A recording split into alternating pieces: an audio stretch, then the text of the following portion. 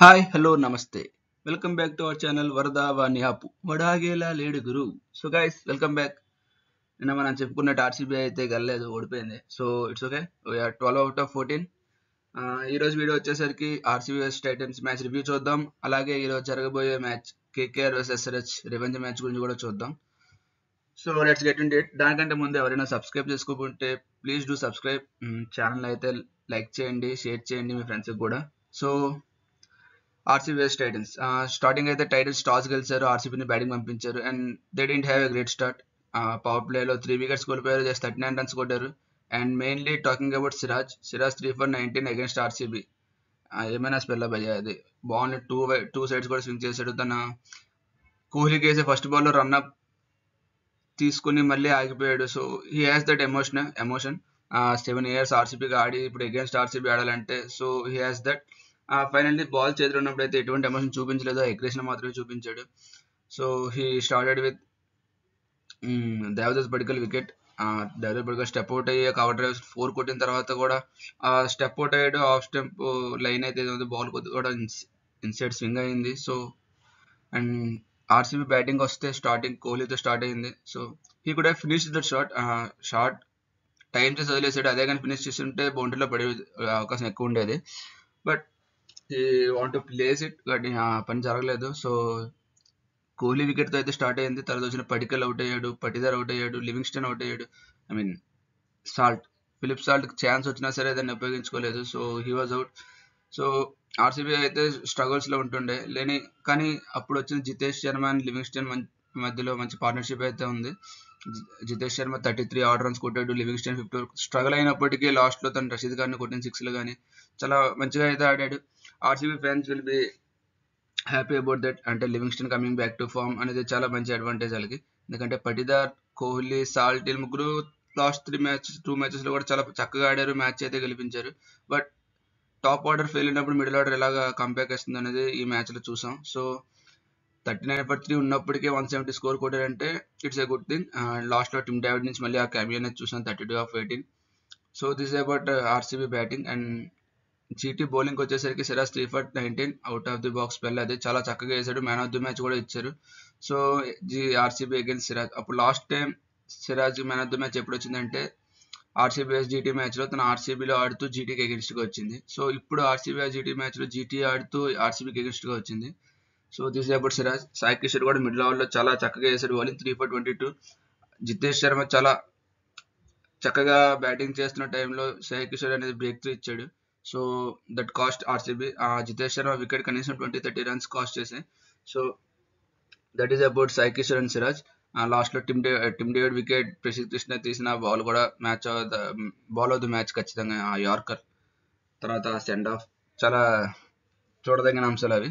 So coming to GT batting, చాలా దాన్ని ఏమంటారు, చాలా చక్కగా అయితే ఇన్నింగ్స్ స్టార్ట్ చేశారు. ఎటువంటి రిస్క్ తీసుకోలేదు. దెనో top spell Bhuvneshwar Kumar, Hazlewood spell కానీ సేవ్ చేస్తే మిడిల్ ఓవర్లో కొద్దిగా చేజింగ్ 170 తక్కువే కాబట్టి they can go hard at the bowlers. అదే వాళ్ళ ప్లానింగ్ ఉంటుండే. So starting with Bhuvneshwar Kumar, Hazlewood చాలా చక్కగా అయితే బౌలింగ్ వేశారు. ఆ లైన్ లెంత్ కానీ ఎక్కడ వాళ్ళకి ఛాన్స్ అవ్వలేదు ఆర్మ్స్ ఫ్రీ చేయడానికి. సో ఫైనల్లీ సుదర్శన్ స్కూప్ షాట్తో 6 అయితే కొట్టాడు. హెజల్వుడ్కి ఆ లైన్ డిస్టర్బ్ అయింది. తర్వాత ఫ్రంట్ ఫుట్కి వచ్చి ఆ స్ట్రైట్ డ్రైవ్ కొట్టాడు. బా అదేమైనా షార్ట్ అప్ అయ్యా, ఖచ్చితంగా అది షార్ట్ ఆఫ్ ది మ్యాచ్ అది. అదే ఓవర్లో ఇంకో 4 కూడా కొట్టాడు. So Sudarshan take down Hazlewood. తర్వాత భువనేశ్వర్ కుమార్లో ఓవర్లో మన శుభ్మన్ గిల్ 6 కొట్టాడు లాంగ్ ఆన్ మీదుగా. తర్వాత నెక్స్ట్ బాల్ కూడా మళ్ళీ స్టెప్ అవుట్ అయ్యి ఆడదాం క్రమంలో క్యాచ్ అవుట్ అయితే అయ్యాడు. So there starts the GT wickets. And then came Buttler. ఎటువంటి ఛాన్స్ ఇవ్వలేదు ఆర్సీబీ బౌలర్స్కి. స్టార్టింగ్ కొద్దిగా నెమ్మదిగా ఆడిన 20 balls 20 ఆర్డర్ రన్స్ అలాగే కొట్టినా సరే సుదర్శన్ ఇంకో పక్క బాగానే ఆడాడు. సో ఆఫ్టర్ సుదర్శన్ అవుట్, అంటే సుదర్శన్ అయిపోయిన తర్వాత షర్ఫన్ రుదర్ఫోర్డ్ వచ్చాడు. తన టైం తీసుకున్నప్పుడు బట్లర్ లాస్ట్లో ఫినిష్ చేసిన విధానం కావచ్చు, అది ఆ నెట్ రన్ రేట్ పెంచడానికి చాలా అవసరమయ్యే ఇన్నింగ్స్ అది. స్టార్టింగ్లో నెమ్మదిగా అయినా సరే ఒకసారి సెటిల్ అయిన తర్వాత కునాల్ పాండ్యా 6 కొట్టాడు. తర్వాత రషీద్ సలాంకి ఒకే ఓవర్లో ఒక 4 6లు కొట్టాడు. So Buttler is back in to form. 3 మ్యాచెస్లో కూడా చాలా మంచి పెర్ఫార్మెన్స్ చూసాం. సుదర్శన్ నుంచి కూడా మిస్టర్ కన్సిస్టెంట్ అయ్యాడు ఇప్పుడు సుదర్శన్. లాస్ట్ 3 మ్యాచెస్లో 250 అండ్ ఇప్పుడు కూడా almost 49 runs. So he is a player to watch it for definitely. This is about test match. Last కి ప్లేయర్ ఆఫ్ ద మ్యాచ్ అయితే సిరాజ్ కి వచ్చింది. అరే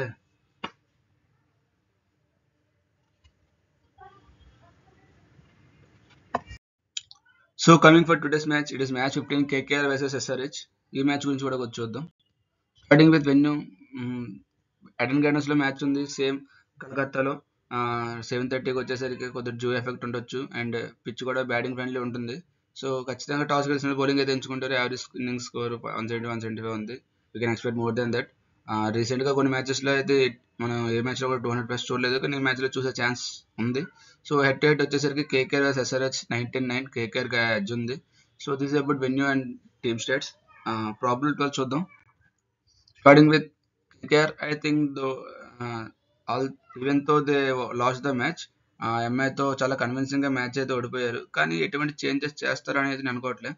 మేబీ జాన్సన్ ప్లేస్ లో నాట్ చేసి రావచ్చు, or else they can try Moeen Ali. Spin అంటే బాల్స్ ఏమైనా స్పిన్ అవుతుంది అనుకుంటే ఎక్స్ట్రా స్పిన్నర్ తేవచ్చు, ఎందుకంటే రసల్ కూడా లాస్ట్ మ్యాచ్ లో బౌలింగ్ వేసాడు కాబట్టి 2 వికెట్స్ కూడా తీసాడు. So they had that option, అంటే మోయిన్ తెచ్చి బౌలింగ్ వేయచ్చు, ఇంకా బ్యాటింగ్ కూడా స్ట్రెంత్ అవుతుంది. So that is option. And మీద అంతా సేమ్ ఉంటుంది. డికాక్, నారాయణ్, రహానే, వెంకటేష్ అయ్యర్ నుంచి కూడా మంచి ఇన్నింగ్స్ అయితే ఎక్స్పెక్ట్ చేస్తారు. ఎటువంటి ఫామ్ లో అయితే లేడు. రింకు సింగ్ కూడా ఫెయిల్ అవుతున్నాడు, రసల్ కూడా ఫెయిల్ అవుతున్నాడు. So they had that batting, but they are not performing up to the mark. ఇదనమాట కేకేఆర్ నుంచి వచ్చేసరికి. Player to watch out for చూద్దాం. ఖచ్చితంగా player to watch out for ఈ మ్యాచ్. కేకేఆర్ గెలవాలి అంటే చక్రవర్తి నుంచి వికెట్స్ రావాలి, ఎందుకంటే ఎస్ఆర్హెచ్ బ్యాటింగ్ మనకు తెలుసు చాలా డామినేటింగ్ బ్యాటింగ్ ఉంటుంది. అంటే ఏ టీం అయినా సరే, ఏ పిచ్ లో అయినా సరే వాళ్ళు ఒకటే ఇంటెంట్ తో ఆడతారు, take down the bowlers. So Chakravarthy చక్కగా బౌలింగ్ వేస్తే కేకేఆర్ కి మంచి ఛాన్స్ అయితే ఉంది. So player to watch out is definitely Chakravarthy. And coming to SRH playing అని చూద్దాం. అండ్ ఇది ఎస్ఆర్హెచ్ ప్రాబబుల్ 12. ఇందులో కూడా ఎటువంటి చేంజెస్ ఎక్స్పెక్ట్ చేయట్లే. మేబీ మనోహర్ ఫెయిల్ అవుతున్నాడు కాబట్టి మనోహర్ ప్లేస్ లో ఇంకో లెఫ్ట్ హ్యాండ్ సచిన్ బేబీని తెచ్చే అవకాశం ఉంది. సో ఇది ఒక ఛాన్స్ ఉంది, చాయిస్ ఉంది. మిగతాదంతా సేమ్ టీం ఉండే ఛాన్స్ ఎక్కువ ఉంది. అది కూడా కష్టం. మనోహర్కి ఇంకో ఛాన్స్ ఇచ్చే అవకాశం ఉంది. జీషన్ కూడా లాస్ట్ మ్యాచ్ 3 వికెట్స్ తీసాడు. He is the only bowler to take wickets in that match. So ఇది ప్రాబబుల్ 12. ప్యాట్ కమిన్స్ కి అగేన్స్ట్ నారాయణ అండ్ డికాక్ మంచి రికార్డ్ కూడా ఉంది. So I hope Pat Cummins కూడా కొత్త బాల్ తో వేసే ఛాన్స్ ఉంది ఈ రోజు మ్యాచ్ లో. And this is about SRH 12. And player to watch out for is Klaasen. Yes, Klaasen. ఎందుకంటే కేకేఆర్ స్ట్రెంత్ వాళ్ళ spin, Narayanan, Chakravarthy. And SRH batting లో అనికేత్ వర్మ కూడా చాలా చక్కగా ఆడుతున్నాడు స్పిన్ కి. బట్ కమింగ్ టు క్లాసన్, ఏ బౌలర్ అయినా క్లాసన్ మంచి ఫామ్ లో ఉన్నప్పుడు తనకు వేయడానికి చాలా ఇబ్బంది పడతాడు, ఎందుకంటే క్లాసన్ నించున్న చోటు నుంచే పెద్ద పెద్ద సిక్స్లు కొడతాడు. So is a good player of spin also. ఎందుకంటే తన కీపర్ గా తనకి తెలుసు ఆ వేరియేషన్స్ ఎలా ఉంటాయో, తన వేరియేషన్స్ చాలా చక్కగా పిక్ చేస్తాడు. సో క్లాసన్ చక్రవర్తిని ఎలా టేక్ డౌన్ చేస్తాడో అని ఖచ్చితంగా చూడాలి. So player to watch out from SRH is definitely Klaasen. So this is about SRH. Battles to watch out for చూద్దాం.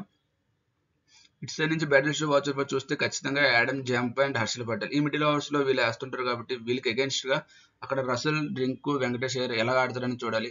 ముఖ్యంగా యాడమ్ జంపాకున్న రసల్ కి మధ్య బ్యాటిల్ అయితే ఖచ్చితంగా చూడాల్సిన బ్యాచ్లు. ఎందుకంటే యాడమ్ జంపా గూగ్లీస్ స్లైడర్స్ చాలా బాగా వేస్తాడు. అండ్ రసల్ తన ఇన్నింగ్స్ స్టార్టింగ్ లో చాలా కష్టపడతాడు స్పిన్ ఆడడానికి. So I think when Russell comes to bat, Pat comes directly go to Zampa. ఇది ఖచ్చితంగా జరుగుతుంది. అండ్ ఇంకో విషయంకి వచ్చేసరికి హెడ్ ఈ బ్యాచ్ లో ఎక్కువ బౌలింగ్ చేసే ఛాన్స్ ఉంది, ఎందుకంటే Venkateshwara left hander, Narine left hander, de Kock left hander, Rinku Singh left hander. So they have 5 left handers ఉన్నారు టాప్ బ్యాటింగ్ లో. So I think Travis Head is getting a chance there. Maybe ఆ 5 left hands ఉన్నారు కాబట్టి Jason కి ఇంకో chance రావచ్చు రాకపోవచ్చు. Maybe they go with Simarjeet as that pace bowling option. It is up to team management. ఇదనమాట battles. ఇంకో ending చూసుకుంటే అక్కడ చక్రవర్తి అండ్ నరేన్ ఉన్నారు, ఇక్కడ నితీష్ కుమార్ రెడ్డి, క్లాసన్, అనికేత్ వర్మ ఉన్నాడు. మనం లాస్ట్ మ్యాచ్ లో చూసి అనికేత్ వర్మ స్పిన్ కి ఎలా కొట్టాడో, ప్రతి బాల్ మంచి చక్కగా టైం చేసి 6 కొట్టాడు. So that is the battle to watch out for Narine and Chakravarthy versus SRH middle order. Nitish Kumar కానీ, క్లాసన్ కానీ, అనికేత్ వర్మ కానీ కావచ్చు. అండ్ ఇంకోటి అంటే కేకేఆర్ బౌలింగ్ లో పవర్ ప్లే బౌలింగ్ కొద్దిగా వీక్ గా కనిపిస్తుంది. వైభవ్ అరోరా ఇంతకు ముందులా వికెట్స్ అయితే తీసుకోవట్లే. హర్షిత్ రాణా కూడా మంచి బౌలింగ్ చేస్తున్నప్పటికీ తనకి వికెట్స్ అయితే రావట్లే. స్పెన్సర్ జాన్సన్ ఎటువంటి ఫామ్ లో అయితే కనిపించట్లే. ఇఫ్ ఆండ్రే నార్జే ఫిట్ ఉంటే ఖచ్చితంగా టీంలోకి వస్తాడు. తను ఎలా పెర్ఫామ్ చేస్తాడో కూడా చూడాలి. ముఖ్యంగా అభిషేక్ శర్మ హెడ్ కావచ్చు, ఇషాన్ కిషన్ కావచ్చు, వాళ్ళకి ఫెయిల్యూర్స్ వచ్చినా వాళ్ళైతే సేమ్ ఇంటెంట్ కొనసాగిస్తారు. లాస్ట్ మ్యాచ్ అయిన తర్వాత వాళ్ళ టీమ్ మీటింగ్లో కూడా అదే డిస్కస్ చేశారు. మనం ఎంచుకున్న బ్రాండ్కి ఫెయిల్యూర్స్ అనేది చాలా ఈజీగా వస్తాయి. So don't care about the failures అనేవి మాట్లాడుకున్నారు. సో అగైన్ ఈ రోజు కూడా వాళ్ళు చాలా హార్డ్ వెళ్తారు బౌలర్స్ మీద. ఈ ఎస్ఆర్హెచ్ బ్యాటింగ్ ఫస్ట్ అయితే వేసుకోవడం మనం ఎక్స్పెక్ట్ చేయొచ్చు, చెప్పలేం. So this is about SRH and KKR probable 12 and the batters to watch out for. And Nitish Kumar Reddy ఫామ్లో రావాలని కోరుకుందాం, పర్సనల్ అది. సో ప్రిడిక్షన్ వచ్చేసరికి లాస్ట్ మ్యాచ్ మనం ఆర్సీబీ చెప్పాం, బట్ ఆర్సీబీ అయితే ఓడిపోయింది. సో ఇట్ హ్యాపెన్స్, మనం కూడా తప్పులు చేస్తుంటాం. బట్ అది పక్కన పెడితే ఈ రోజు మ్యాచ్ అంటే ఎస్ఆర్హెచ్ కున్న కేకేఆర్కి ప్రస్తుతం ఉన్న ఫామ్లో కానీ ప్రస్తుతం ఉన్న బ్యాటింగ్ ఆర్డర్ కానీ చూస్తే కేకేఆర్ మీద నాకు ఎస్ఆర్హెచ్ కొద్దిగా స్ట్రాంగ్గా కనిపిస్తుంది. ఎస్ఆర్హెచ్ బౌలింగ్లోని వేరియేషన్స్ చాలా బాగున్నాయి. ఎందుకంటే ఆ పవర్ ప్లేలో నీకు షమీ బౌలింగ్ వేస్తాడు, ప్యాట్ కమిన్స్ వేస్తాడు. మిడిల్ ఓవర్స్లో నీకు ఇప్పుడు కొత్తగా జేసన్ యాడ్ అయ్యాడు అండ్ యాడమ్ జంపో ఉన్నాడు. అండ్ డెత్లో హర్షల్ పటేల్ నీకు ఆ వేరియేషన్స్ చూపించవచ్చు. పిచ్ ఏమాత్రం స్లో అయినా సరే వీళ్ళ దగ్గర కూడా ఆ బౌలింగ్ ఉంది.